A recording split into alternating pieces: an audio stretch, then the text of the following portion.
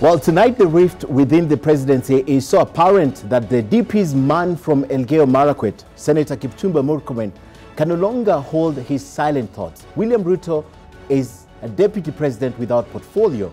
We find out how and why shortly. Then, this is the week that the DP said he is unstoppable, maybe in death, coming only days after he said he doesn't have to run for office. Now, the DCI links his office to the death of one of his staff, and this is witch hunt, and in his own words, an attempt to smear his office. Tonight, we focus on how planning and plotting, if any, against the DP has been orchestrated. Later, the cartoon of the week, who said what, and we also take you back in time 16 years ago. This is Sidebar with Ken Mijungu. But first is my take tonight. And Deputy President William Ruto shockingly made frightening claims that his life is in danger, that the killers of Sergeant Kipyegon Kinei were actually after his life. Accordingly, the fallen security officer in his office was a mere collateral in a big war that targeted none other than himself. But he declared such plots will not derail his quest, interpreted as ascendancy to presidency. He also stated that the system herein, meaning the government, had been mobilized to discredit him. These are weighty statements and cannot be taken lightly. For one, the sergeant, he knows Kinei's killers.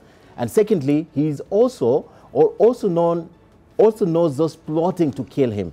To suggest that his life is under threat is chilling. Indeed, that is a threat to the presidency and national security. The Deputy President of the Republic, by virtue of that position, sits in the National Security Council and all other top organs of the government. He presides over the administrative structures of the government, just like the president, which is why it is baffling when he makes claims that his life is in danger or that the system is mobilized against him. If Ruto, the Deputy President, knows that his life is in danger, has he reported to his boss, who is President Uhuru Kenyatta? Has he reported to the Inspector General of Police or other security agents? What is it that he knows but cannot tell the relevant authorities? What does he expect the citizens to do or make of his statement? Is he that helpless?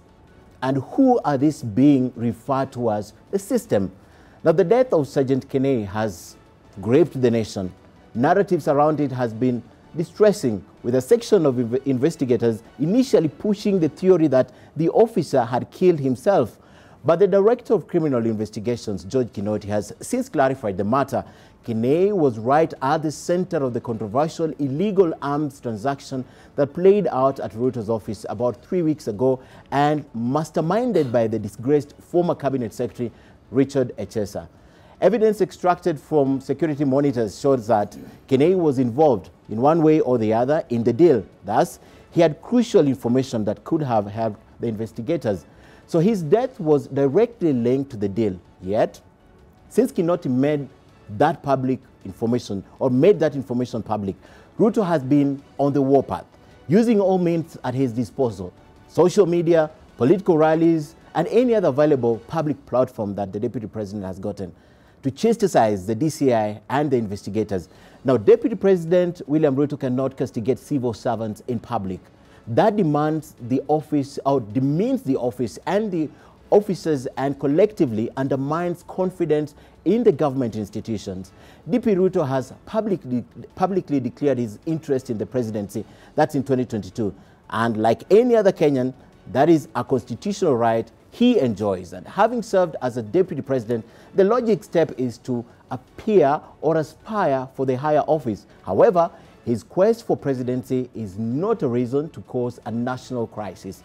It's not a matter of life and death.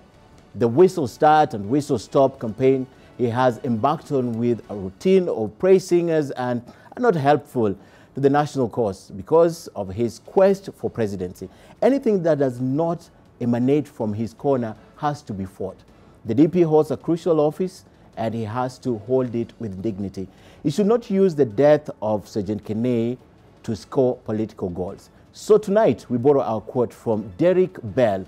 He's an American lawyer, a professor, and a civil rights activist. He once said, "Courage is a decision you make to act in a way that works through your own fear for the greater good as opposed to pure self-interest. Courage means putting at risk your immediate self-interest for what you believe is right. My guests tonight, Joshua Kutuny, Joy Mdivo, and Kimani Ichung'wah.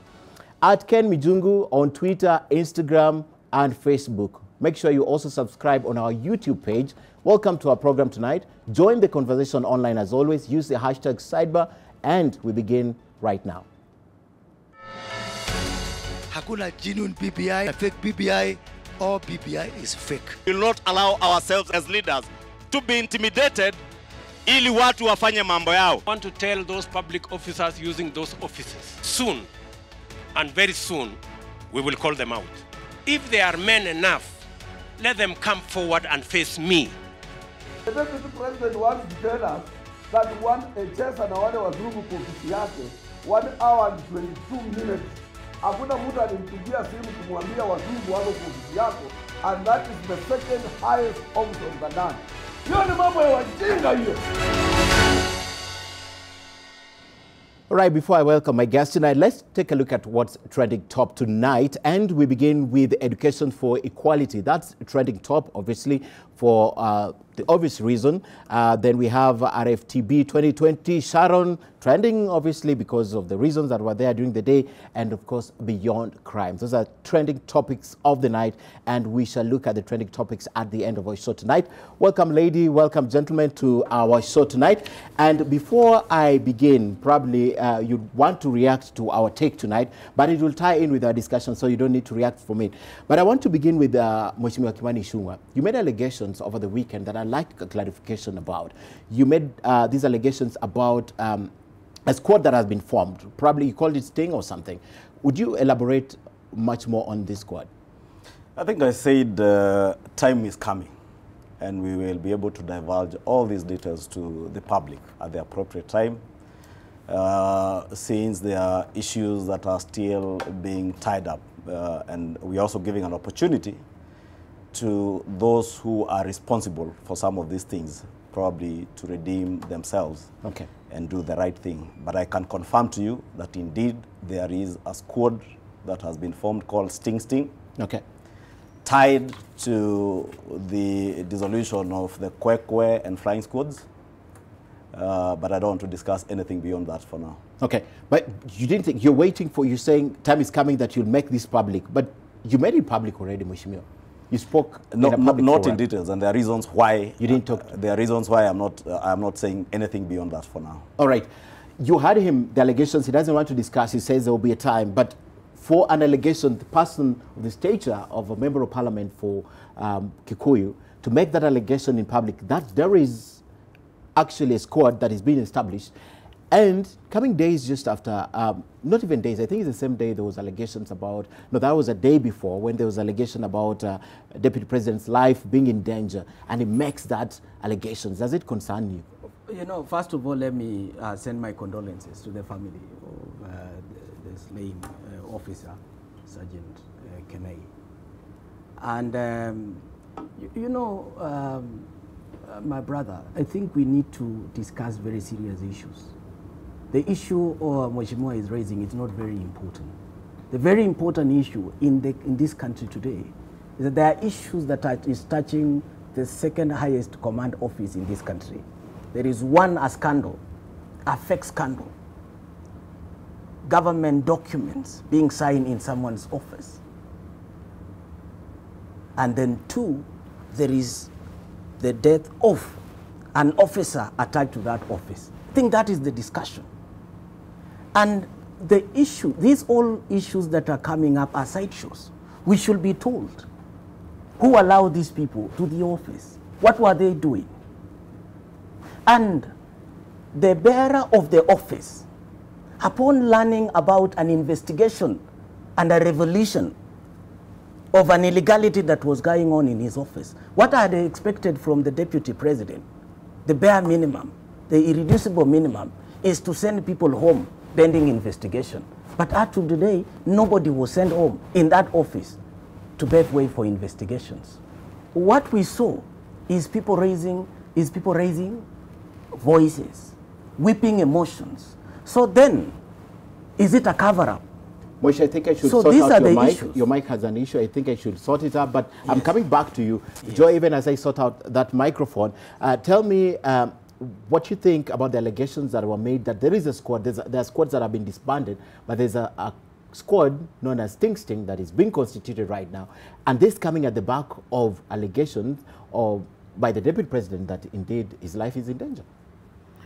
Well, those are matters that I cannot be cross-examined on because I know not, I am a common mwananchi. And so maybe Mheshimiwa has got an inside scoop on what is going on. So on that score, allow me to plead the fifth, for lack of a better word. But there's something that Mheshimiwa Kutunya said that I think I want to build up on. This entire thing, now I'm speaking now as a legal professional. Yes. I mean, it's marks of a scam. It's a fake. It's a fake. In other words, you're asking us to jump the discussion on this because it's a serious concern to go to this because we are going to discuss this in substance. I'm tying it in with what you asked earlier about the life of the Deputy President and whatnot. Yes. It started out as these white people have come. They thought that they were doing business with government, and then they've been swindled. Then there are questions around, by the way, that deal, was it a real deal? Was it a fake deal? Before we even answer that question, somebody turns up, he's dead. We're told it is a suicide, then the next thing we know, no, actually it's a murder. Before, the dust is not even settled on that, then you start hearing, by the way, unless I'm dead, there's no stopping this. So in my opinion, we're not even answering some of the fundamental questions first. Who are these people? Where did they come from? What did they want in this country? How did they get where they got? The papers that they were signing, were they really government papers or were they fake? Are those people also criminals? Should they be in? Should they be out? As a lawyer, I'm thinking there's so many other questions that at the substratum, we've forgotten all that and we just jumped into the politics. So, because we've had this narrative before. Lamada, now there's this one. So it's something that I would not dismiss offhand because in Kenya we have seen assassinations from all manner of corners. But at the same time, I think the first questions first. Let's answer the basic questions first. A man has lost his life. People are waiting for a murder to be solved. There's this whole thing of people have come into this country. I mean, the amount that they're talking about is almost a third of the budget that we are spending on defense. How is that possible? Then there's the man Echesa. Who is he? How much influence does he wield? For me, we are jumping so many guns to get to the sideshows that we are losing the main picture, the substratum of this thing. Will we get lost in it all and by the time we're done? What would be the sideshow here? Because I think allegations of death cannot be sideshow. Let me weigh in on that from what Joy is saying, because I think she's taken the discussion to where it should be. Yourself and Kutunya are too eager, just like Nation Media House and Nation newspapers have been all too eager to create a public narrative. And that is the same narrative that the editorial started with, is trying to push. And I'll take you, because Mheshimiwa Kutunyi is the one who brought about the issue of the unfortunate death of Kenei. And you know, for Kutunyi, for yourself and others, even for DCI, Kenei is not a human being. Kenei is a character to be used for newspaper headlines and to push a political narrative. Kenei is a person I knew. He was my very good friend. Mheshimiwa, that can be true because the nation did not Let me make my point. Let me make my point. Yes. You push the narrative that the Deputy President speak about threats to his life after this incident and from what he said on Saturday. Remember, there was Lamada. Yes. Remember after Lamada came up, and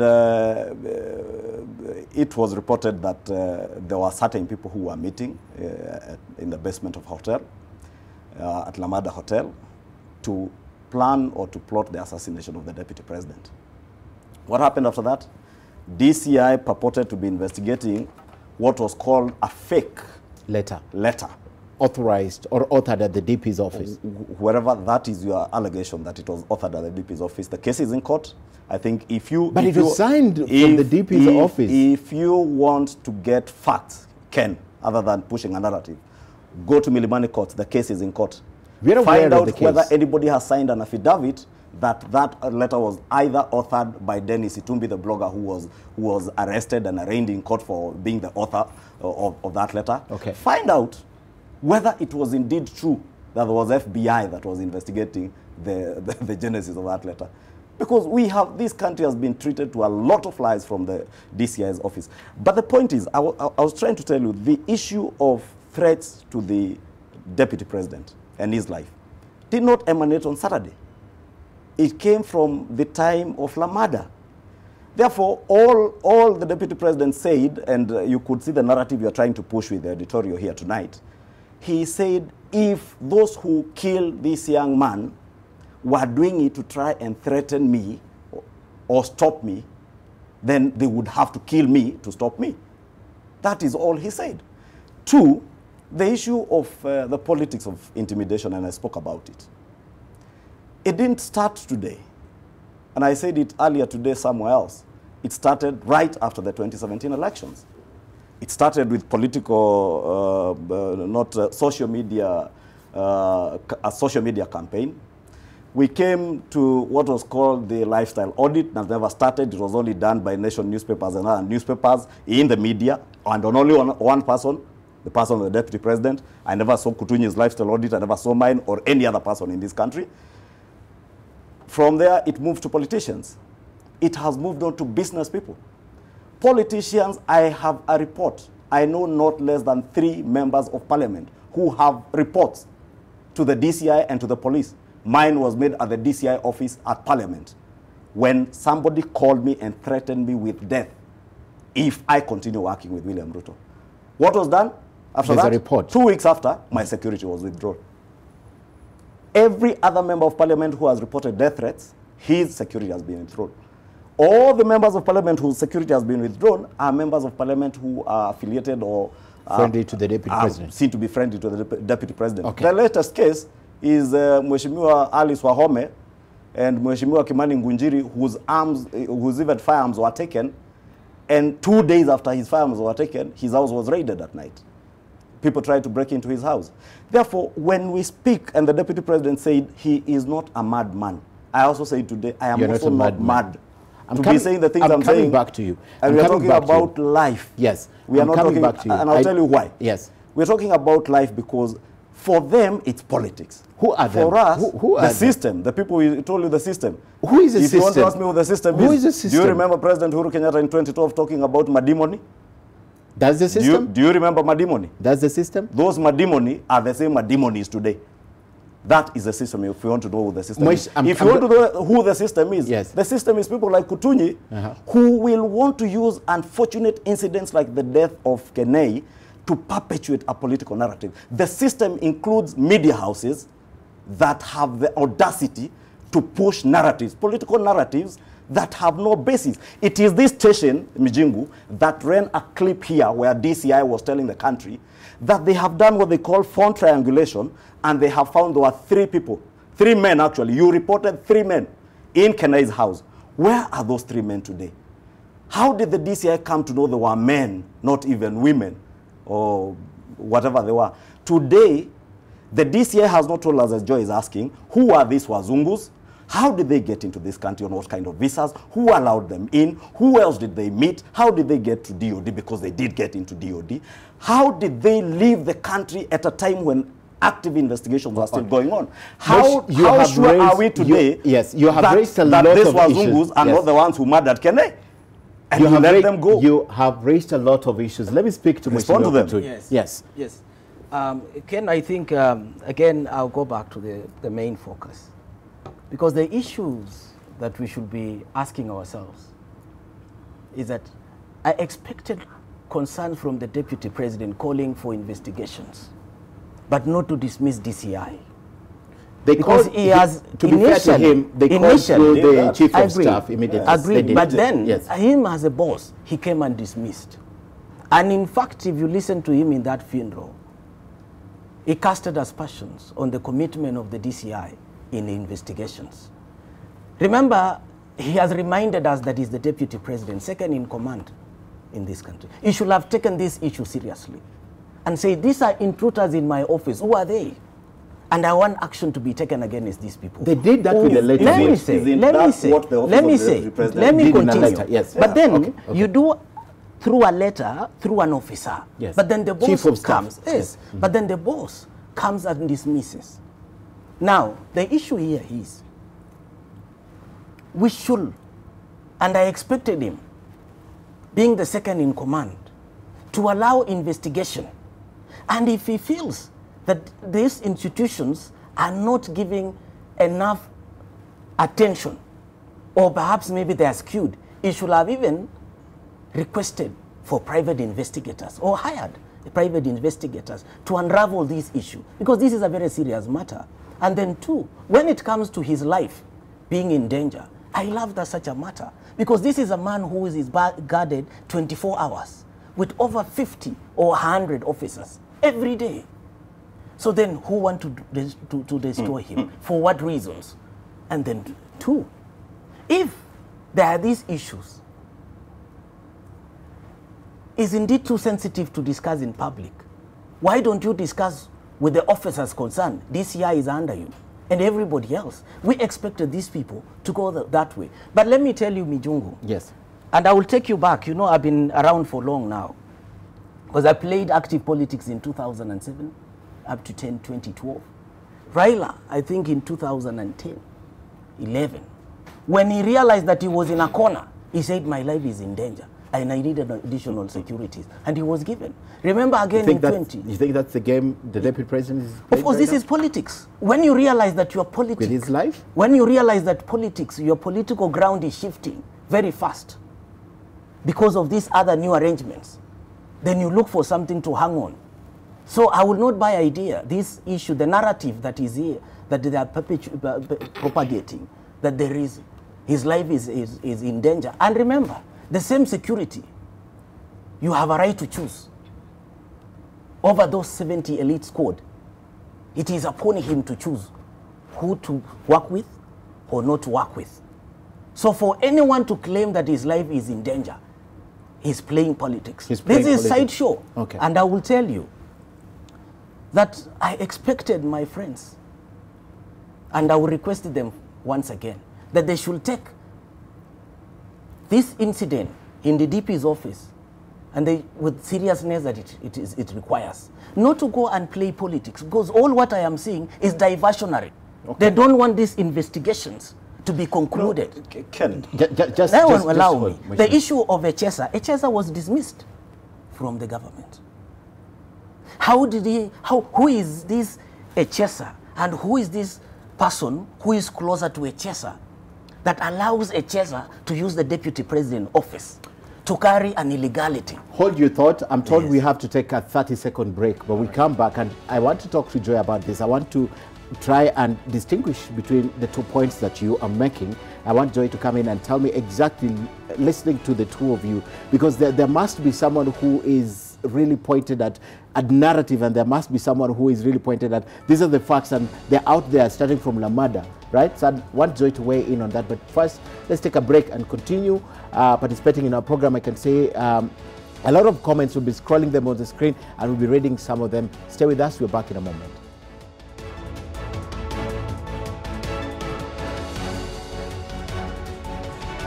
This is Sidebar.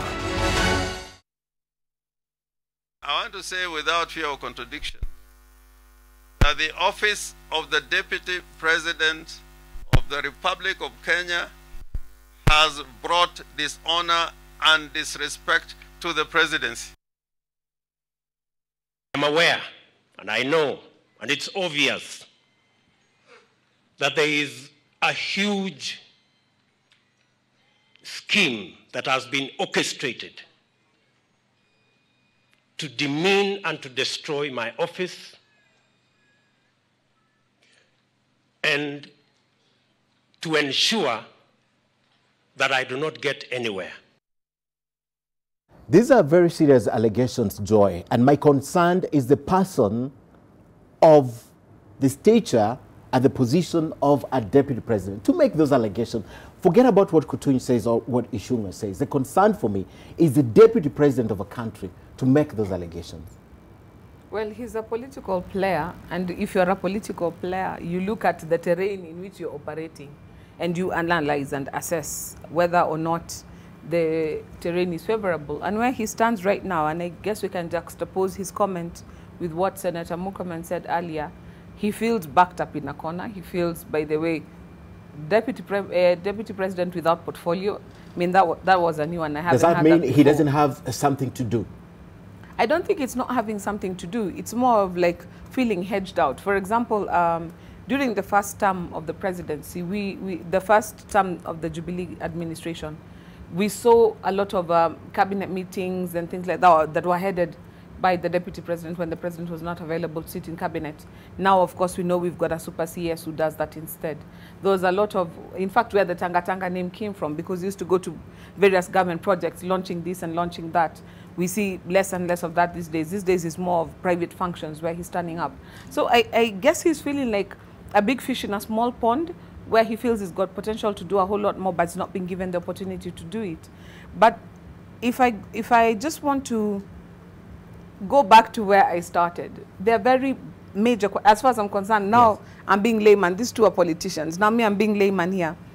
The things that are concerning me is there is high-level corruption. For example, if it's an arms deal, I'm thinking security. Where was this going? Who was it going to? That's a thing that concerns me. Like we talked about now earlier about people accessing these offices. I've had tales of people who've been conned, but in the same manner. Even come, let us. Yeah, even in State come supply computers. Come supply telephones. State House and DOD? Why are we not talking about the issues that are affecting the substratum of people's lives? I agree with Honorable Kutuni. The deputy president is actually very, very protected. But at the same time, there are Kenyans who have suffered in the hands of unscrupulous dealers. Why are we not getting to the bottom of that? We are talking about a fight against corruption. I want answers from the DCI. I don't want press conferences. I don't want people giving me stories that I'm wondering, so did the gun spatter, did it not spatter? No, I want. But how would we get to know what they've done if there are no press conferences? No, the thing is this. Yes. When you're giving us a press conference, let us be moving forward. We're getting press conferences. I saw in your commentary you said the DCI has clarified. I was like, all I have from those press conferences is more confusion. Yeah. There's no clarity yet. We need to come to a place where we employ more stealth. And I've been on record saying, and I'll go back on record saying, we need to come to a place where the DPP and the DCI start delivering convictions on some of these things. Because, for example, someone like Echesa now, he's been hounded out of office because of allegations of this and that. But you might go to DCI and find, by the way, there's no criminal record because there's been no conviction on anything. Do you not want to investigate somebody thoroughly, charge them, and have something stick that it goes on their record? Will we just be saying it is innuendo? These people, oh, they're corrupt, or they're what? But you go to DCI, weupe kama pamba. People have Mosho Moja and they're Wasafi again.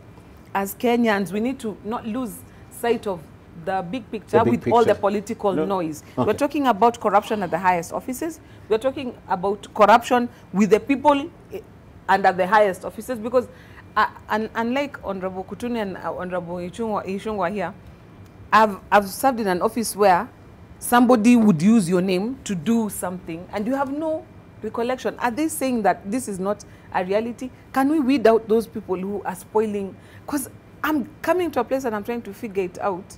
There are some fundamental things we're not dealing with. Okay. We are skirting the big picture with all the politics, and the real issues are running away. Okay. You know, I told you Honorable Kutonyi will be very quick at pointing fingers at the office of Deputy President with this fake scandal or whatever it is, this military arms thing. Two, he's asking, why doesn't William Ruto allow DCI to do investigations? And I think Joy weighed in and said, indeed, I think immediately after what happened, his office, through his chief of staff, did issue a statement and asked on the DCI to carry out investigations. And where a matter of the loss of life came in, the same thing happened. They asked, let investigations be carried. And that's the same thing I heard him say on Saturday. Let DCI not allow his office to be used to push a political narrative. Let him not allow his office to be used to fight him as a person and fight his office. And he also spoke about Raila Odinga some time back, alleging that there was a threat to his life. But Honorable Kutunya, I want to tell you, and you know William Ruto. William Ruto is not Raila Odinga. William Ruto has the people behind him. William Ruto has a huge network, a system of supporters across the country. It is that system of supporters that your system cannot match. That is why your system is very keen, knowing that your system cannot match the votes that William Ruto will be able to match. The best that your system can do is to kill. Remember in 2017, in the run-up to the elections in 2017, Ken, Yes. William Ruto's house in Sugoi was attacked, and a GSU officer unfortunately lost his life. I do not know how many press conferences DCI or any other officer, even in Eldoret, a DCI officer in Eldoret, did even in Eldoret town to dramatize how the killing was done. And that time it was made to look like it was a terrorist. Remember, as it was made to look like it was a terrorist. made to look like it was a terrorist. I get concerned when there is also, at this time when you're talking about these things, there is an escalation of terrorist alerts in the country. And what happened, you remember what was happening in Mandera the other day. That gets me concerned because I remember before the killing of JM Karaoke, there were bombings right here at OTC. Therefore, I have to be careful when we are talking about the threat to life.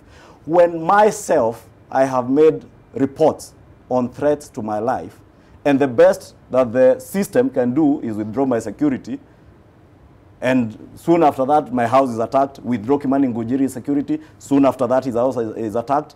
We will be speaking about what was to happen to Alice Wahome just before the changeover that I'm talking about.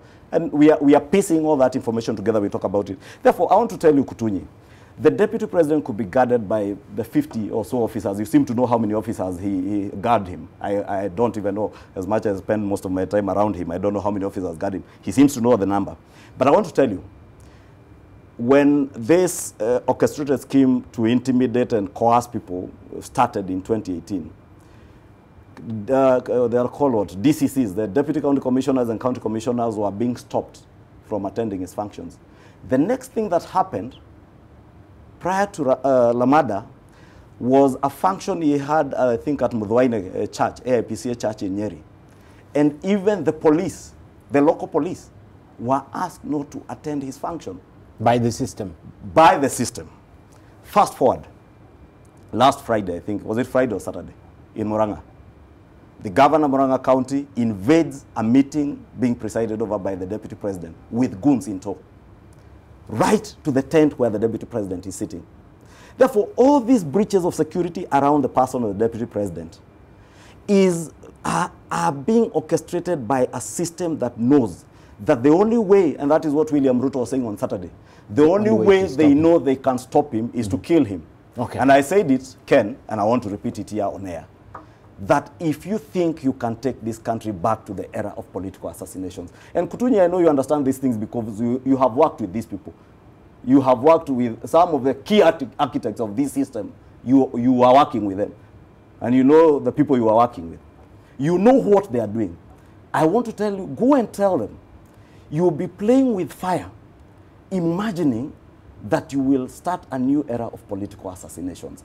That is an era that this country moved away from. Allow the Kenyan people to make choices and free choices in the run-up to the elections. Let me get to Kutunyi. There's so many allegations. First, would you explain to me? You know, first of your all, system. you know, Who first is of in your all, system? first of all, you know, as in I want to know about the system. I didn't know that I'm this very strong person where I have a system. You're part of the system. What I know is That's that what I he don't said. have a system. Yeah. But I want to take Ichungwa. You know, Ichungwa, you've introduced two issues. One is politics, which I understand that you are driving that. And then, of course, the other one is the issue of the security of the deputy president. But I want to perhaps remind you that the principle behind Jubilee, the Uhuruto, if you go back and ask yourself why we coined the Uhuruto, then you will know who has the numbers. And I don't want you to interfere. I want to take you through. You are no, not even in the system let me take you through. Because that was in 2011, 2012. If you want to know who has the numbers in this country, and I want to tell you today, and I want to be on record, the philosophy behind Ruto was that if you have Ruto running against Raila alone, he will not beat Raila.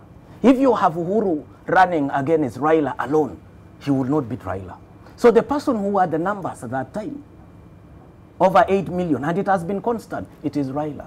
So the moment, if you want to measure the numbers, you will only measure Uhuru-Ruto numbers when they are together. But when they are separated, then I will tell you, you must be prepared for a shocker. No, I was only trying to answer you. because you seems to be green in this thing. Because you know, we were there from 2007 up to 2013 when we even decided that this is the way to go. Now, I've answered you that one. When you talk about the numbers that you have, remember that Jubilee was a pair. For the numbers that Ruto can boast about, it must be also in Uhuru's numbers. So you must be very careful. And if you want to talk about politics of winning, you must consider Uhuru support.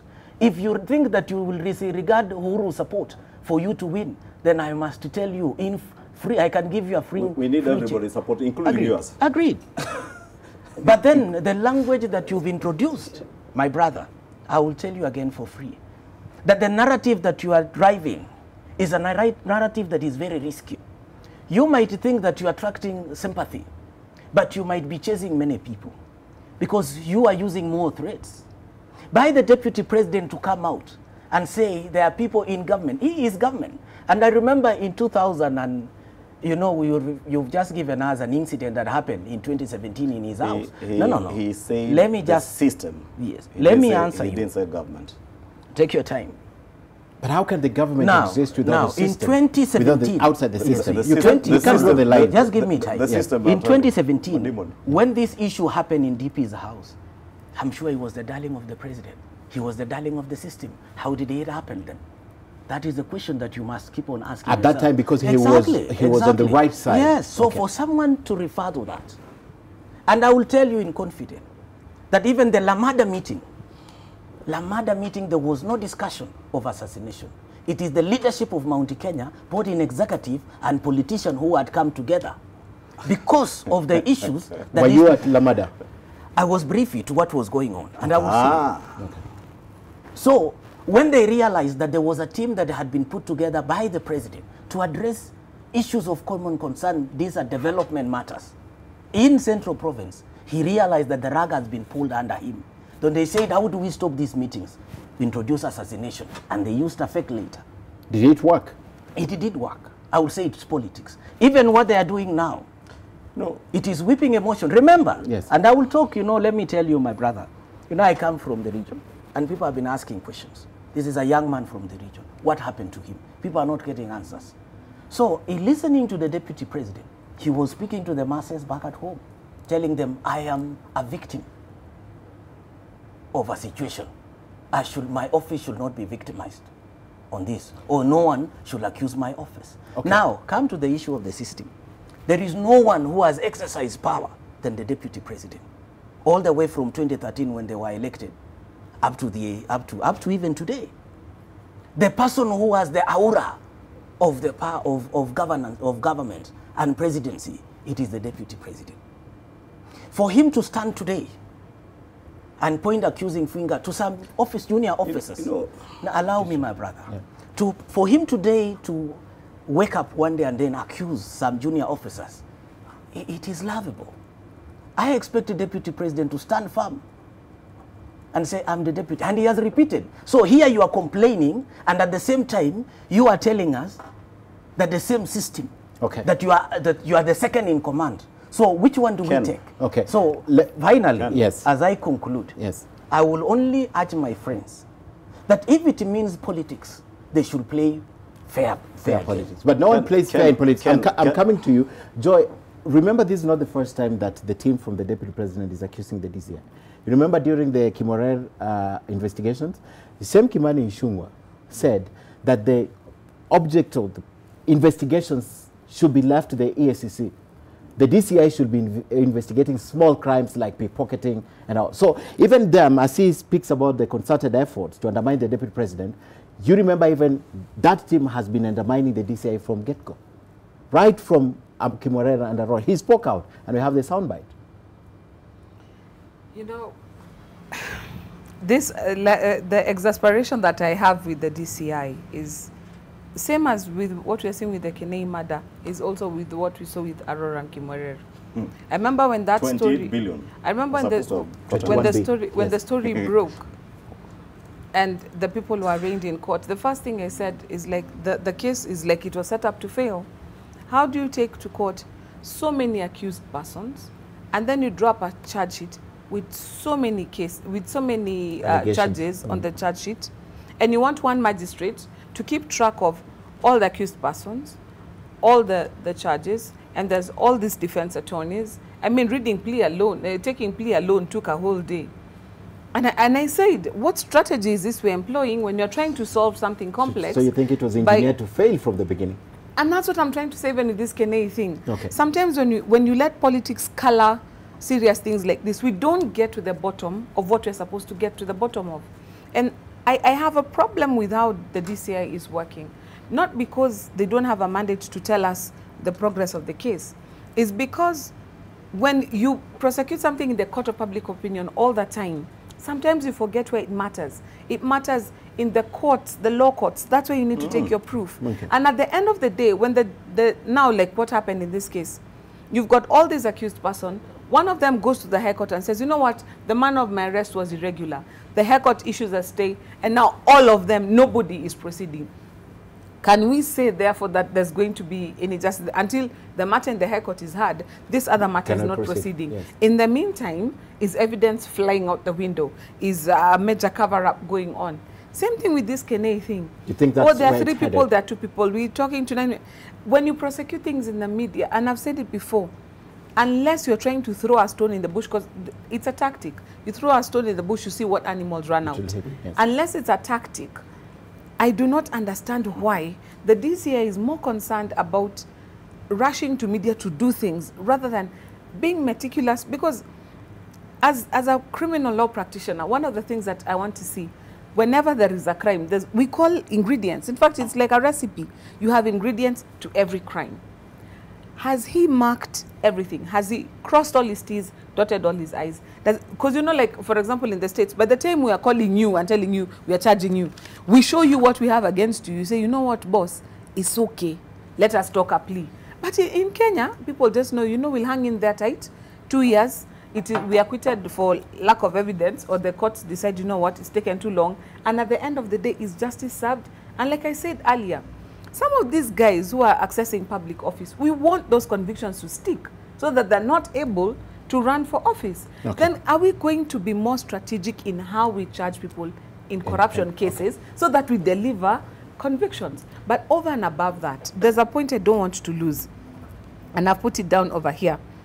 There's something we do with our Waheshimiwa, and no offense to present company. We elevate them to almost demigod status. It's like they can do no wrong. It's like they cannot be... You see, the way we even call them muheshimiwa. I mean, the moment you have Peter, ata ukianguka, you're muheshimiwa for life. But what that does, it makes us skip. I was telling someone, for example, what we saw with the CCTV. The reason why HSA can come and instead of his car being searched, people salute him is because even though he's a sacked minister, they recognize him still as a former muheshimiwa. So with you, the rules don't apply.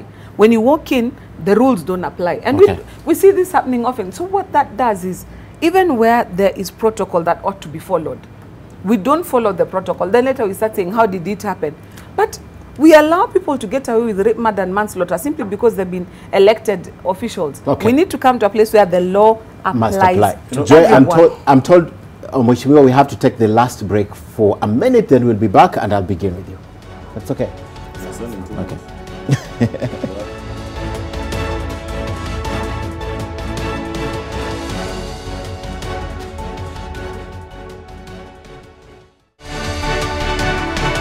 This is Sidebar.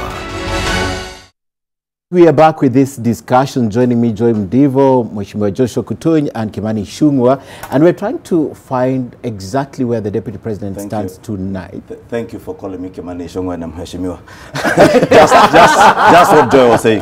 By the way, for information, I have never used Mheshimiwa Honorable. The prefix ahead of my name, I use Kimani Ichung'wah because that's who I am. Let's come to you because you want to comment. Even as you joined that, please tell me, why hasn't the office of the Deputy President done anything to the officers? Because I would have expected a reshuffle, you know, or a mini reshuffle at least. Why hasn't that happened? Don't tell me you can't answer on behalf of the office. I can't answer on behalf of the office for sure. But thinking logically, if I was an officer, if I was a chief of staff in that office, at a time where there are active investigations ongoing, it would be said if you moved even the receptionist who I saw being given something by HSA as he walked out. I don't know what it was.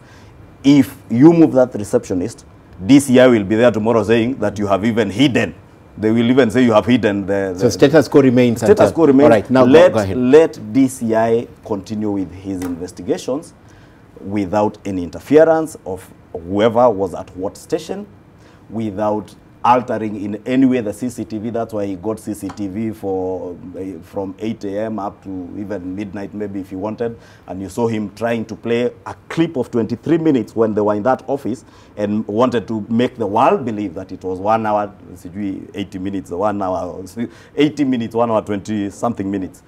Number two, when Joy tells you as a law practitioner that there are certain basic standards, I'm an accountant, I'm not a lawyer, and I want to agree with Joy. Because facts and figures for me speak, and the truth remains as the truth. DCI Kinoti, at one point in one of his many press conferences, told the nation that it looks like Sergeant Kenei was murdered elsewhere and his body dumped into the house, and even said there was no blood. The government pathologist contradicted that, because I have read elsewhere that there was actually blood under the, below the carpet in the house. He is telling us that 3 people, through triangulation of cell phone numbers, were in the house. 3 men, actually. You are specific. Play the clip. I sent it to you. An NTV clip, where you say 3 men. He has become, has these mysterious powers to even determine who is holding this phone in the room behind there, whether it's a man or a woman. 2, he tells us that somebody at a telecom company deleted phone data from Kenai's phone. I told you I have Kenai's number here. It was a Safaricom line. It was an active Safaricom line. Today, in the Standard today, I have seen Safaricom telling the country that nobody from DCI's office has contacted Safaricom on this issue. So really, who is telling the country the truth? Is it Safaricom that are telling us? Are they lying because they are also holding a lot of our financial data, even my meager M-Pesa amounts in my account? But I also use Safaricom lines to transact in my bank accounts. Therefore, it's an issue not just of national security, but also that an issue that would have huge ramifications to this economy if you are telling us that somebody, a criminal, can access Safaricom systems and be able to delete data. And I would expect none other than Michael Joseph should be coming out and telling this country, is it true that there are people criminals who can access data in Safaricom and delete data? What happens if I kill you today? And I was the last person who called you into NTV Studios basement. I pray to God that you're not killed. They'll be very happy to get something on me. But let me come back to what Honorable Kutunyi said. He said he was privy to the discussions at Lamada. I don't know if you were in there or it is the people that you used to work with who were in that meeting, but I want to tell you, Kutunyi, for the record, and Dennis did table a video clip in court. And relax, hold your horses. It will be played. And I will tell you here on national TV, there is a principal secretary who said that there is nothing impossible. Even George Saitoti was to be president, and he was stopped. There is nothing special with this one. It was said in Lamada. If you are there, or if the lady you are working with who was in that meeting is the one who gave you that information, please go check with her again. She will give you the truth. 2, hold your horses. It will be played. If it is not played in court, at one point, because even Dennis Itumbi's life has been under threat. You saw the other day the same DCI advocate, Philip Murgo, complaining that he's even sending him threatening messages. I don't know how many people you are going to kill. I don't know how many people you are going to threaten to try and muzzle the truth. But the truth will still come out. Whether this video is played in court, or even if you are to kill Dennis Itumbi, or those people who have so many other websites that will play this clip at the right time, Kutunyi, the truth will come out. Therefore, when you talk about Lamada, when the deputy president, none other than the deputy president tells you he knows what he's speaking about, he is not a madman. He is not a madman. At least I have spent enough time with him from 2013. Lastly, Kutunyi purports to want to lecture me on the Kikuyu vote. My friend, I know there is a small Kikuyu population in Charanganyi, but you will be the last man to lecture me on how the Kikuyu nation and more so the Kikuyu hustler nation will vote. now and in the future. The mindset that you hold is the mindset the clique you are working with holds. That we must balkanize people around their ethnicity and cobble together coalitions, whether be it the BBI coalition or whatever coalition you want to cobble together in the run-up to 2022 around ethnic balkanization. I want to tell you, Mheshimiwa, Kenyans are moving away from that. What you purport to have been part of in 2011, that was URP, TNA. Those were the ethnic balkanized political parties. Fast forward when you're out of parliament, 2015 to 2017, we did a lot of work under President Uhuru Kenyatta and William Ruto to bring together 14, not the two ethnic parties of TNA and URP, 14 political parties together. Because we wanted to move the narrative of our politics and how do we transact our politics from ethnic balkanization and personality cults to a situation that, like it is, I've been seeing clips of people in Nyeri talking about the deputy presidents.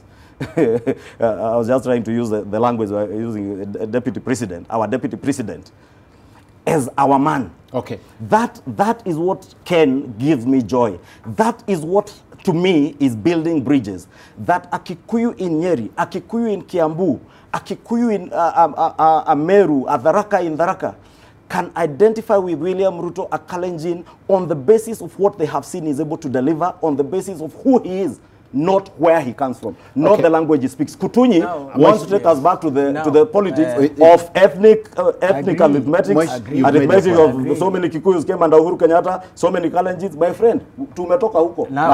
I will always, I will always refer.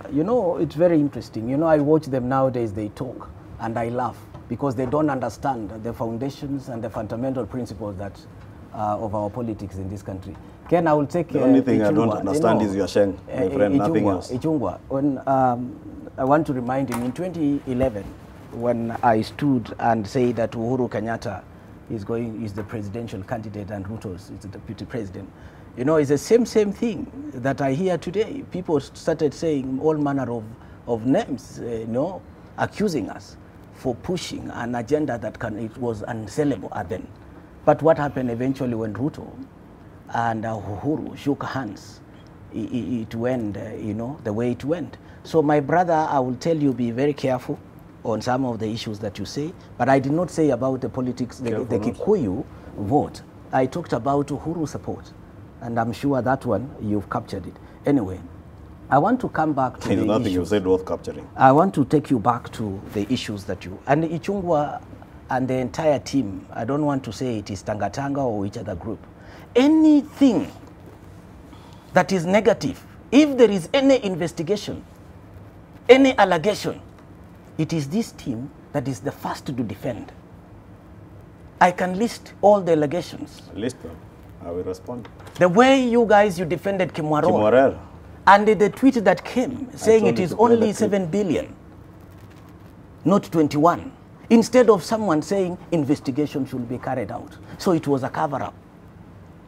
Listening to you, even when you are talking now, it is as if you guys, you don't see that someone was killed.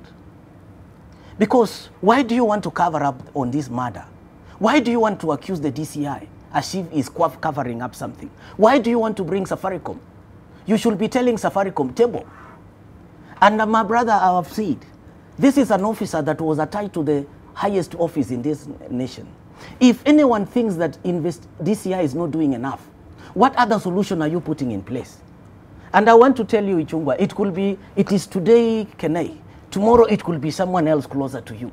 The institutions that are there, we should be putting them to task to investigate. Actually, someone has reminded me on Twitter, Mheshimiwa, that the day, this is Lema Queen, he says the day that there was a raid at Ruto's home in Sugoi. Yes. That's the same day we discovered that Musando was dead. Someone has just reminded me that. Yes. Yes, that's the same day. And the story, you remember about the Somali guy. What has happened to the Musando investigation? And remember, how many and the story about the Somali. done on the and because, I am really restraining. I don't want to go overboard like my brother. But you remember the story that was the rumor around was that the Somali had gone to demand for his money. Payment, yes. For his payment. I don't know over what. Now, I think it has reached a point where, as a country, The responsibility is with us because of the positions that we are holding. Okay. We should avoid this reckless talk. As a member of parliament, I know to some extent I can say. And then the deputy president coming out. I am trying to analyze why all this, instead of focusing on issues that have affected his office. If I was the one, and you've asked it, and I've also raised it earlier, that I expected him to have suspended officers in his office. Those people who were on duty that day and say, pave way for investigation. No one has been suspended. And then, I also want to remind him that what he says carries a lot of weight. Carries a lot of weight in this country. So for him to come and say that my life is in danger, does he want Kenyans or his supporters to now carry up arms and fight the so-called system? Which or by the way, in other political jurisdiction, if you realize that it is unbearable, what is the next thing? Okay, Joy, I want to ask you, I'm coming to you, Moish. Joy, I want to ask you this question. There's been several scandals linked to the Deputy President's office, right? The current one is the death of Kinei. I can take you back to about three scandals. What? Death of Kinei linked to the Deputy President's office? Or the arms scandal? The arms scandal, and definitely those are the narratives Ken I am talking about. Wait. Mheshimiwa, one of the IO, one of the investigating officers, and we have the soundbite, said when he was asked by a reporter, so is the death of Kinei linked to the arms scandal? He said 100%. Where was the arms scandal orchestrated? That's why the investigation is at the Deputy President's office. No. The arms scandal from DOD to whatever other hotels where these people are saying, and that's what to the Deputy President's office. That is why we are saying you're splitting hairs. The Deputy President's office was one of the venues one of the where venues, these things was played out. Why DCI chooses to focus on the Deputy President's office? Why DCI chooses to push a narrative like Kutunyi is trying to push? I understand. Even asking that the DP should be suspending officers. You want the DCI now to go, okay, I understand your point. But Joy, I want to ask you this question. Now that all these scandals, they've been mentioned, Kimore, right? The arms deal and now Kinei's death, which is at the center of the investigations. What happens to the Deputy President? Could he one day wake up and say, there's a lot of these things involving my office, can I just step aside? Is that possible? And what happens after that? I don't think so. You don't think he can step aside? Oh, no, I don't But there's think too so. much. I know, but if I was in his shoes, if you've been in government, let me roll you back the days of Moi, where you would go into a building just before 1 p.m. and you're a minister, and over the lunchtime news you're sacked. By the time you step out of the building, your driver, the bodyguard, everybody has gone, you're back Raya. If I was in his shoes and I had all these allegations against me, I would rather clear them when I still have the trappings of power than step out and be Raya and have nothing at all and be sitting outside people's offices hoping that they'll give me audience. It doesn't make any sense to think that he would step aside. No matter how loud we tell him to step aside, it doesn't make any sense at all. If I look at it as a politician. Okay, as a politician, yes. But like I said earlier, and I will keep pushing this point until it gets home. It's not enough to have allegations. If we're going to go to the DCI and ask for somebody's certificate of good conduct, do you know what the threshold is? Whether you have a conviction. If there is zero conviction, you get a certificate of good conduct. If that is the threshold, therefore, the energy should be in securing convictions and not in casting aspersions and making wild allegations. Because at the end of the day, as a lawyer, I will tell you, only the evidence that has come under the hand and the seal of the court will be considered a conviction. Not what was in the paper, not your sound bites, not all these other things that are on the side. Those things count for nothing at the end of the day. And that's what I'm saying. If we want to have credible leaders, then EACC has to have something to go on. The DCI, when they're showing good conduct, they should have something that has stuck against Joy, that Joy cannot access public office because she's a convicted felon. She's a convicted larcenist. There's something on record. But as long as there's nothing on record, the DCI is not delivering convictions, we are not winning this fight against corruption, because those people who have been accused before will keep accessing those offices, and it will be the same script, different cast. But there's something I want to just point out that Waishimiwa brought out in terms of the tyranny of numbers. Now, I'm one of those people who, when Mutengunyi coined this word, tyranny of numbers, at first it sounded like a bit of hocus pocus. Then after a while, it actually crystallized. And that time we were so sure these ICC people are not making it anywhere to power. But between the two of them and the two big tribes, they pulled off one of the biggest upsets in history. I was seated there looking at the results, wondering to myself, what twilight zone are we in? But since that time, we have seen everything becoming a game of numbers. We saw with CORD when they're trying to come together, and again with NASA. And there's this thing we keep saying, what are you bringing to the table? What are you bringing to the table? And today I had a suggestion from the speaker, Justin Muturi, about let's have political parties electing based on the mixed member proportional representation. Let's have people electing political parties, and then the parties front who comes in. And I started thinking to myself, you know what, let's think about these numbers. And I went back to what we just got back from the census. And only the first 11 tribes in Kenya have at least 1 million people who are said to be of their tribes. But you know, there's some tribes in Kenya. I have here the Dahalo, there are 575 people. As in my relatives alone are more than 575 people. If anybody who says she's my cousin, my second cousin, I'm more than 575. The Gosha are 685. The Konso are 1299. If we start looking at those fellows, whenever will they be Kenyan enough to marshal enough numbers to access power? When I look at some of the proposals coming through the BBI, I wish that's where our discussion would be. How are we sorting out this issue of people coming together with these political formations? Why can we not move to a place where people vote ideology? Because we're borrowing that, Justin Muturi was borrowing that from what's happening in South Africa, where you elect Jubilee. It's Jubilee to tell us who their presidential candidate will be if they're successful. And if the candidate doesn't keep up with what, like even now, the problem they have with the deputy president, it will be a matter of telling, you know what, you step down, we are putting Ishungwa in your place. The party itself. Why don't we come to a place where our political parties mature, so that even this El Molo, with their 1,104 people, can have a chance of accessing leadership in this country? We need to come to a place where this Uhuru support base, Ruto support base, the number of votes we are coming in, that narrative has got to change. Okay. Because as long as we're still talking, what are you bringing to the table, then what you will have is leaders who don't worry about the rest of you. They just think, like we had before with an earlier politician, is 2 big tribes and 1 small one, and you're in State House. We have to get past that thinking, and we have to come to a place where some of these considerations that are being put forward by BBI, by the way, some of them need a second thought. Even if BBI is not your cup of tea, there are some of these conversations we need to start having, because there are some people who are Kenyans who will never really feel Kenyan unless some of these hurdles are thrown out from in front of them. Okay. Ken, let me take you back to Kimwarer Aror, because you brought it up and you said what I had said of the DCI. Yes. Because I don't mince my words when I am stating a fact and the truth. I said then, and I repeat it here, about even the ongoing investigations. And Joy says all these other hulabaloo things that are happening, the press conferences and the dramatization, count for nothing. In court, they count for nothing. But in the work the DCI is doing, the political narrative is pushing, they count for everything. That is why we are saying, DCI, please be professional in the work. Kutunyi, when we spoke about Kimwarer and Aror, DCI told us that 21 billion shillings had been lost.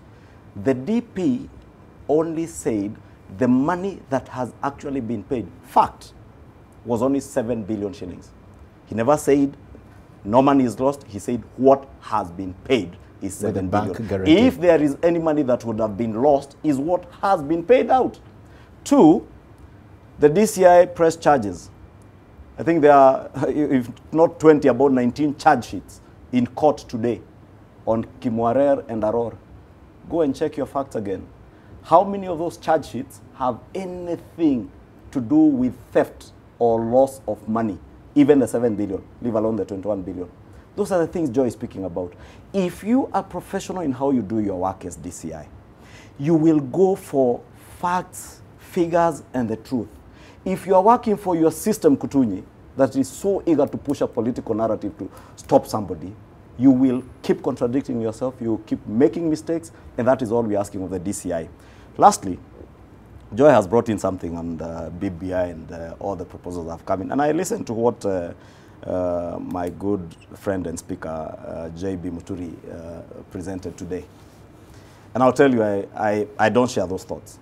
In an ideal society, maybe, unlike our Kenyan society as it is today, then that would be a very good system where we have built political parties around an ideology, and you are voting for an ideology that is espoused by that political party, where it becomes a tyranny of ideas and ideology and policies that you espouse as a political party.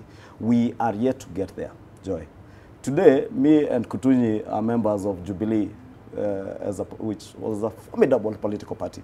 In fact, the dream, the Jubilee dream that was sold to me in 2015, 2016, and I pushed it with so much vigor, including in TV stations like this, was that finally we have this huge political machine, and we even challenged CORD then to form their own big coalition, and they even came up with NASA before the 2017 election.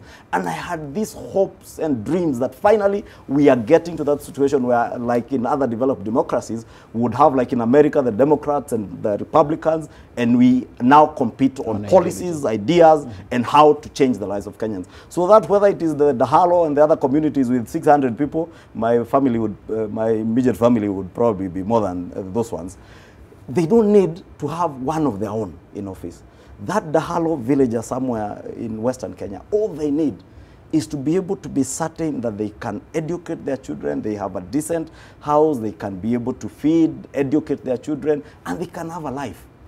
They don't need to see one of their own. And that is what I thought would be bringing to, would be coming to. The danger with the proposal that JB was pushing for today, a party-based system where parties that are owned by individuals in this country. Fact. True or false? Okay. Yes, they are owned by individuals. Yes. So you are telling me the individuals who has the political and socio and economic capital to be able to build huge political parties and machineries, those are the people who will determine who your president will be, who your member of parliament will be, who your MCA will be, who your governor will be. Okay. Now, let us stick to universal suffrage. Okay. Let the people of Kenya are not so stupid, Joy, that they cannot be able to distinguish between people who are pushing for free day secondary education and those who are pushing for free primary education, those who are offering free maternal health care, those who are connecting electricity, those who are building roads, and those who are just shouting in funerals and barazas. I've heard you much more clearly. And I want also to bring to the attention of the public that, of course, you know, as you know, all of us, we are Uhuru supporters. We in the same party. But of course, there has been a deliberate attempt by this team, Tanga Tanga, to undermine the president in, you know, to achieve, you know, and to, you know, to achieve his manifesto. And I will say this, that the members of parliament from Central Province, led by Chungwa and Moses Kuria, they've been on rampage. They've been all the time saying that the president has not done anything in Central Province. Have you ever heard me say that? I will want to say this. Has he ever heard me say that? Let me say not you, but they've been caucuses. Yes. Exactly. Then and it has been in don't public, bring your rumors and propaganda here. No, they've been caucuses. Maybe you are not he mentioned my name specifically. Of course you've been. Has he ever heard me say that? Yes, the same way you mentioned he's part of the system. That, I think let it that is system propaganda. Let me tell you. My people know what I say. And I say what I say in broad daylight. Who is seated here? Yes. All these issues that are being raised by all the Waheshimiwa and the caucuses from Central Province, that the president is not doing enough in terms of development, that they want to think that somebody else is doing much better than the president. I want to tell you that it was a political setup against the president. They wanted to isolate the president from this community and his region. Why am I saying so? Today, when we go into the leadership of the House, he sits in the budget committee as a chair. So most of these issues are budgetary. If there was any resource allocation, he should have. It also needs. No, I'm just saying. I'm saying he should have lobbied. I'm saying for Kuria to stand and say Uhuru has not done anything, that our people are complaining. He's the vice chair of infrastructure, and he goes there and complains about infrastructure. So this is irresponsible leadership. But I will not say irresponsible leadership. It is a political tool that we are perpetuating, so that the president looks like he has not done anything. But then he's doing much better than the president. Okay. Another thing that I also want to raise it to my friends, that the time to play politics is not yet. It is not yet. If there will be a political divide This other political divide has not even chosen who is going to be the candidate. For them to claim that the candidate want to be eliminated is far-fetched.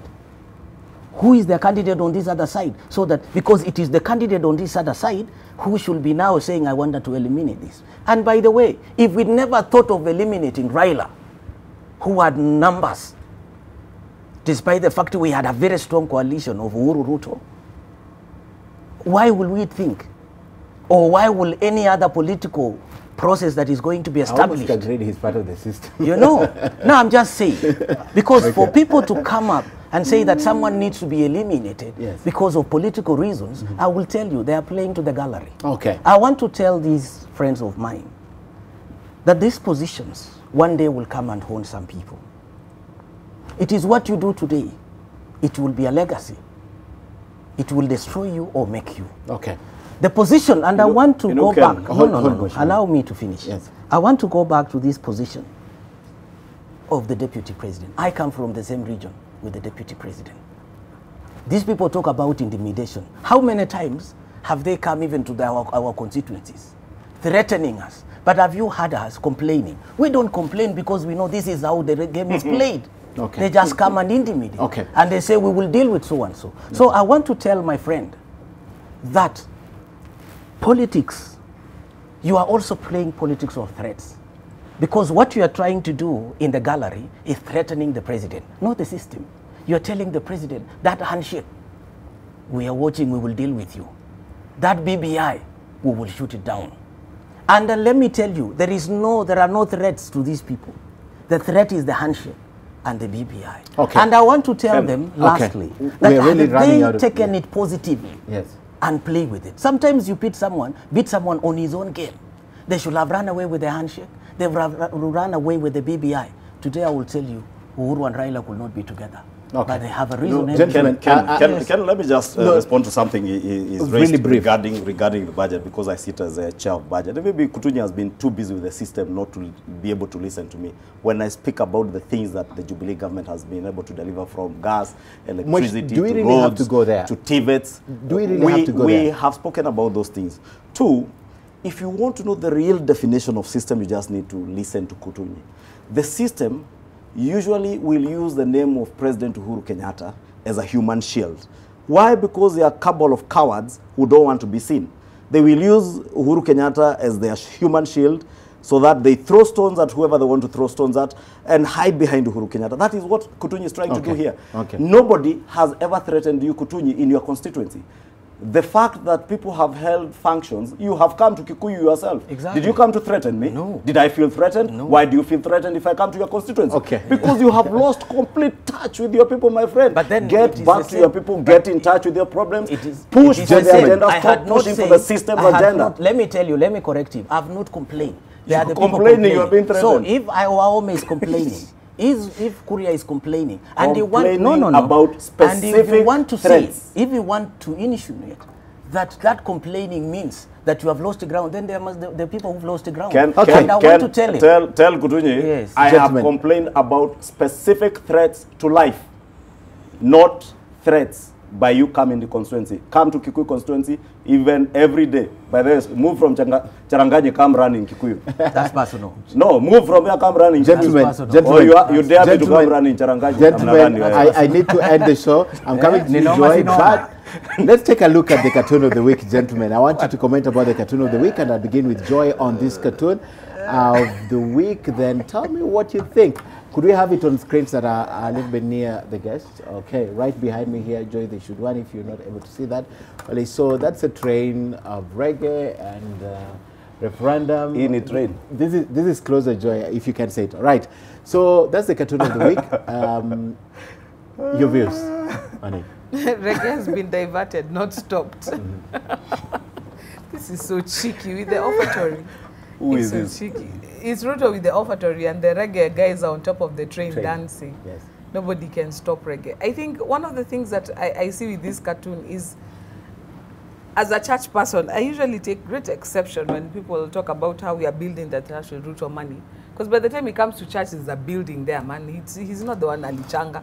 So giving him the offertory, we are the ones who put money in that offertory. They actually start with the church's contribution. But be that as it may, I think the more serious thing that we need to understand is, you see, this train is headed to BBI Eldoret. I think it was already diverted from Eldoret. It's headed to Nakuru. So maybe they didn't get their facts completely right. But let's understand what BBI is right now. It's, as far as I'm concerned, it's an opportunity that everybody must take advantage of. And I'm very heartened when I see leader of majority Murkomen saying that they will participate, they will organize a rally, they will do it. Because even if we do nothing else with BBI, let us talk to each other. Because I've attended 2 or 3 of those rallies. There's plenty of side shows. But one thing you do here is the people who get an opportunity to talk, speak their heart. Forget about the big rallies, the little caucuses that happened before. And that is something I think as a nation we need. People need to wanahitaji kukohoa. So that I'm happy to happen. And the way that it has swept Ruto with it, I hope he also comes up and presents a paper so we hear his thoughts on some of these things that are going on. This cartoon, I was trying to figure out who's the one who's drawn it, whoever sketched it, because it's very insulting. Insulting in the sense that one of those people look like is President Uhuru Kenyatta, the one in Rastafarian hat. And the other one is the real reggae man. Uhuru Kenyatta has never been in these reggae meetings. He's not a reggae man. The reggae man is known. He's the one with the guitar behind the person who's supposed to be Uhuru Kenyatta. About William Ruto being crushed or being pushed by, it looks like he's diverting the train or he's trying to stop it. I think I went for the BBI rally in Kitui. And in that rally, Raila Odinga told us that the BBI train has left the station and it has no brakes. Ukiachwa nayo shauri yako. And I asked myself, honestly, will I get my children, my 4 beautiful girls and my wife into this train with no brakes and being driven by someone who is dancing to the reggae tune? And now you can see the offertory, the guy holding the offertory thing. I've heard them say, I heard Raila say the other day that part of what they will want to see with BBI is to limit how much we give in churches. And in fact, the leader of minority attempted to bring a motion to parliament to limit how much I can give to my church. I have been giving to my church way long before I became a member of parliament. As Joyce says, I was in a church function this Sunday in Kibirisia, in Meru, in Bore constituency. The first contribution of millions was not from the deputy president, came from the church's congregation. The rest of us, I gave 100,000 shillings by check because it was a Catholic church and you know there's a bishop who told us to be giving checks. So I'm a very law-abiding and obedient Christian. When I go to a Catholic church, I cannot give cash, I give a check. So that if you want to check where my money has come from, you will be able to see. Okay. Therefore, if this BBI train has no brakes, cannot stop, maybe we need to relook into what it is carrying. And I think that is a conversation we should have gotten into. The Uhuru Kenyatta BBI was a clean BBI. It is a BBI of building bridges that he started way before this handshake. He started it in 2012. Uhuru Kenyatta was very particular, and that is why we have all along supported the BBI process as was espoused by Uhuru Kenyatta. Okay. The reggae BBI, that one, you don't agree with? I have a few issues with it. You know, it is going back to history. It is unfortunate that 2005, then the deputy president opposed the referendum. Then at that time, then again 2010, then you oppose again. Then again, oppose investigation. So everything you oppose, even the handshake you oppose, then the BBI you are opposing. Honestly, sometimes it reaches a point as a human being and as a leader, you pause for a while and you ask yourself, am I opposing for the sake of opposing or there are really legitimate concerns? I think it has reached a point for the deputy president to sit down and try to reflect to how far he has come and the far he's going. Okay. I think those are the things that we must ask ourselves. And then two, on the issue of the reggae, let me remind him even, the reggae, no one can stop reggae. It was even a song that was coined by the president. When he was saying, now you guys, you go and Trump support for this, it was him. So then people to introduce the issue of Raila. Did he use reggae? I'm telling you, you know, that is a story for another day. Because, you know, the fact that you guys, you are seeking attention by making a lot of noise to understand this thing, perhaps maybe you might not understand. But I will tell Ichungwa and the group that there was an opportunity, and she has said, as she had said earlier, this is a very good opportunity for you to discuss issues affecting this country through this BBI. Okay. You know, forget about the issues of the side shows. Okay. She understands the political process. It will come with all manner of shenanigans. But I will expect them to take time and say, what is this BBI? On the issues that we want, can we table? You understand? And in fact, even the reggae we were taking reggae to Eldoret. And I will say, the members of parliament from that region did threaten that if you bring these things, Sisi hatutaki. Now, you know, sometimes leadership calls for sobriety, where you allow also divergent opinion. If they feel like this thing is wrong, they will wait. There is a process. After giving, if you think that it is not good for you, why don't you give a divergent opinion? Okay. And they say, this is the document that I want, that will form the basis for a referendum question. Then we will have 2 referendum questions. Then you say, for us, we are supporting this. Okay. Because after this, we will go to referendum. And there will be a referendum question. Yes. So I think it is a time for my friends also to put aside politics. The time to play politics will come. All right. And we'll do it better. Gentlemen, we have run out of time, but I'll give you a moment to close the show for us. So before I do that, let's take a look at who said what for the week. The president wants to tell us that one chesa na wale wazungu kwa ofisi yake 1 hour and 22 minutes. Hakuna mtu alimpigia simu kumwambia wazungu wako kwa ofisi yako. And that is the second highest office on the land. Hiyo ni mambo ya wajinga hiyo. I'm not going to throw mine. Or we'll throw our phones after that. So, Joy, an opportunity. We have about 3 minutes on the clock. So I'll begin with the lady. Just parting shot for this, because I know where you began. We don't want side shows. Let's focus on the issues of investigation and all. But close the show for us. There's one thing that I also want to underscore.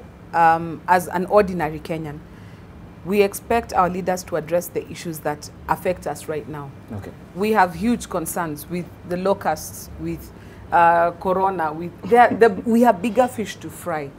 We love politics. It's our national pastime. And make no mistake, I love politics. I'm a reluctant politician myself. But there has to come a time where, even as leaders, we say, you know what, enough about that. One of the headlines today was that because of the coronavirus, we're not getting drugs imported from China and India anymore. There's a drug shortage that is looming. There are traders who are not getting their goods out of China anymore. There are stock shortages that are coming up. There are issues that are real bread and butter issues for Kenyans. Can our leaders for once just stop, whether it's the reggae, it's the R&B, whatever you're listening to, just stop it and get back to what Kenyans need done for them? Because I will tell you, at the end of the day, if you do wrong by all of us, you'll come back and start asking for votes, and you'll realize, somebody said, when the poor run out of something to eat, they will eat the rich. And then guys will come back and say, oh, we are back, we need your votes, and what you'll be met with will not be what we're expecting. So let's not assume that Kenyans are happy all the time with all the hype. If we can get back to the basics, and let's make the main thing the main thing. Okay. Serve Kenyans. If you do that, everything else will fall in place. All right, Moish. My closing remarks, I wish and I pray all of us as leaders would listen to Joy and get back to the Big Four agenda. That is what would have made a difference to the lives of Kenyans. And I hope that everybody will sober up and we get back to the Big Four agenda that will really transform lives, because that is what those of us, at least those of us who are in Jubilee, we sold to the people of Kenya. And they will have a scorecard in 2022 to ask all of us, what is it that you delivered from what you promised us? Lastly, let me ask our investigators, DCI, EACC, and every other investigator, please be professional in our work. I do hope that the DCI will be telling us who these 3 men who are in Kenai's house are, because the family is still waiting. Kenyans are anxious to know. We still want to see the staff at Safaricom. I hope Michael Joseph will be able tomorrow to tell us who are the staffers at Safaricom who are deleting our data from his systems. And if they are not there, then DCI should be able to tell us whether he has a parallel Safaricom system at DCI headquarters on Kiambu Road. Lastly, let us refocus on issues with this thing of BBI. There has been too much politicking. BBI was hijacked by the reggae politicians and we lost track of issues. I hope the Nakuru meeting will address issues to do with farmers in Nakuru, maize and wheat farmers in Nakuru, maize farmers in the North Rift where he comes from and the South Rift, issues as you say about locusts ravaging through the parts of the rift. I think at least they are in Isiolo and Laikipia. And if we focus on the real issues that touch on people's lives, then we'll be back on track. Otherwise, if you ask me, as it is now, we have completely lost track of where we should be going. Yes. Okay. Finally, first, I want to appreciate the contribution of the media currently, because it has become now like the official opposition, and the role that the media is playing in informing the public. And I want to tell the media that you don't be scared by and intimidated by the tweets. And of course, you know, any other statement from any quarter, the media should continue playing that vital role of informing the public. And then, of course, too, I will also request all the public and the leaders that we give opportunity to institutions, be it judiciary, be it the police, the DCI, to do investigation and to carry out their roles. I think it is our responsibility because we don't have any other institutions that plays this role. And I want to say also that it is our collective responsibility. If there is a national conversation like the BBI, we should not castigate it. We should not condemn it. Let us participate in this process because we have a chance. We were saying that the 2010 constitution was 80% good, but 20% bad. On this 20%, why don't we address it now? And then lastly, I want to tell politicians that there is a way you can play. We can agree to disagree, but you should not be an extremist because you cannot run alone and think that you're winning the race. Okay. Yes. Tweets, by the way, are part of media. It's alternative media. So when you talk about tweets as not being part of media, they're alternative media. Social media is alternative media. When I don't have an opportunity to express myself here, I can tweet. Yes. Lastly, I hope also this year will be telling us who is this person who was cutting 4 billion shillings on Aror and Kimorer from some bank in Westlands. Okay. We have never been told that. All right. So I did not say that. I only say that media should not be threatened with the tweet. by the tweets. Yes. Yes. All right, bloggers. Ladies and gentlemen, let's do the final part of the show tonight. Yes. And the BBI rallies must end in the next few weeks to give way for the other processes. Now, today it was the term of the legislative arm of government, as we have had today, to appear before the task force where they made their own presentations. The bigger picture is a need to be involved in the appointment to key government jobs and institutions as was presented. There must be an end to such a process anyway. So tonight, we take you back 16 years to the date. Newspaper, this is what we saw first. Let's take a look at the sub-headline on the Daily Nation. It's a race against time for the 629 delegates. With the clock ticking away, Bomas 3 must complete the draft constitution within the next 9 days if the delegates have to stamp a mark on the final document. Well, this is not our interest tonight. Next cut that we take a look at, the now rebel MPs vow to block reform bills. Cabinet bid to take over the Bomas doomed. They say hostility, anger, and suspicion met the cabinet's decision to wrestle the constitution, making powers from the Bomas delegates, as 78 members of parliament from across the political divide vowed to shoot down the government reform bills when they take it to parliament. Now, the members of parliament were sending a message that indeed, if those bills are brought before the House, they will receive a state funeral. That was said by KANU's Bill Okero then. Well, it sounds familiar. The BBI process has been hijacked.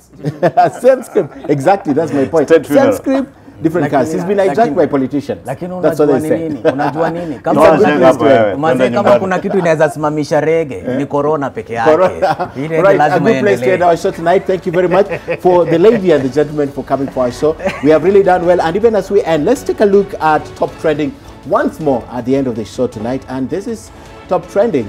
Do you have it? Right, that's the top trending. Sidebar is at the top, and football. So, gentlemen, thank you for watching, and you've been scrolling. Your comments have been scrolling. We try and retweet some of them in the course of the night, and obviously we go off air, but we're still online. Have a good night. Thank you. Thank you.